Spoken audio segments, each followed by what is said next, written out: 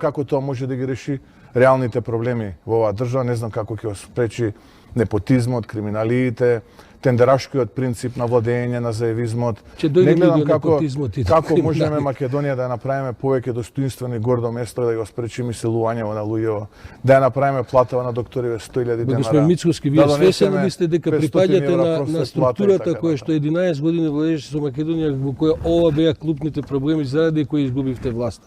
Вие да говорите денеска за криминали, за тендераштво, за непотизам, па тоа е непристојно. Мислам, стварно е непристојно. Имајте барем доволно пристојност да кажете, видите, во Македонија таков менталитет, таква е климата, сите се непотизми. Знаете дека вам ви забележа дека сте вие резултат на непотизам. Бидејќи татко ви се вработивте на државниот универзитет.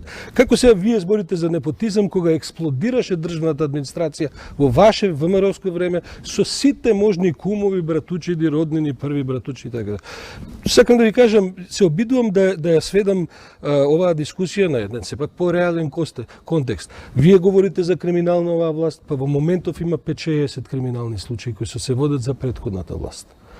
Мислам, тоа ве прашувам, како можете така сега да одеднаш како ништо да не се случило, како се треба да заборавим?